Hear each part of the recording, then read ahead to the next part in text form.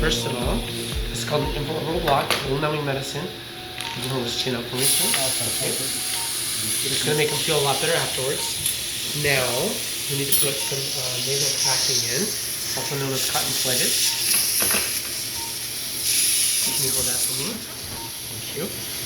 So this is essentially like topical, so that you have like this vasoconstriction that happens as well while you're doing this.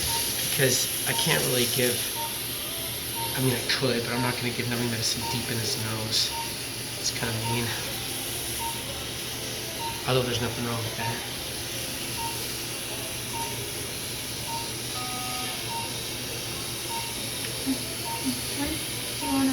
It's tight in here. Which makes sense because his septum is deviated. You're doing great, Tom. He's not really in the listening mode right now. As he wished, he is asleep for this part. He has no clue mind. Your back's gonna bump up. Okay. So now we just need to give that a little bit of time to sit. There you go, Tom. Gotta have you looking sharp. Photo op here. Okay, so this is just sitting, so let's give it a couple minutes to sit and do its thing. Okay. So I'm just gonna give that a couple minutes. Okay.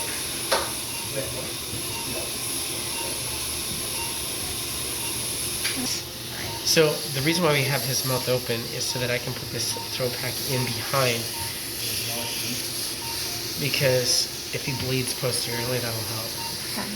Okay. So back in at 11:50.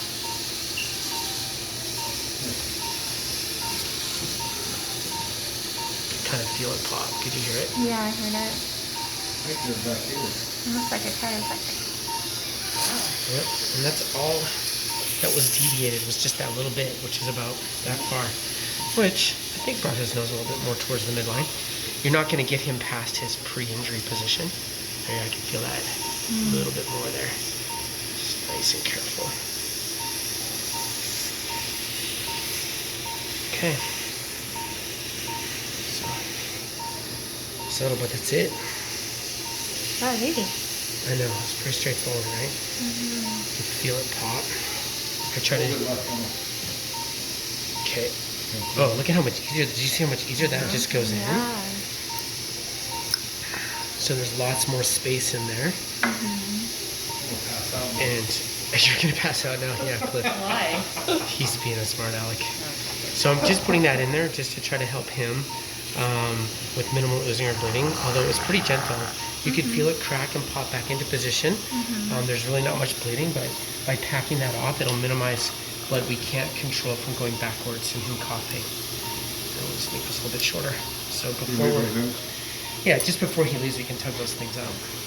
But if I look at him, I would say that his nose is more towards his midline because the septum was buckled this way, pushing his nose over there, so he popped it back, and it's just closer. But he had like a pre-existing nasal septal deviation, and his nose in his pictures is a little bit to the left, but not nearly as dramatic. And this is all stable. A lot of times with the nasal septal, you'll have nasal bones fracture as well, but his are not. His are stable. So it's just that one crack in the posterior septum from the way he happened to hit the furniture from the side. Yeah.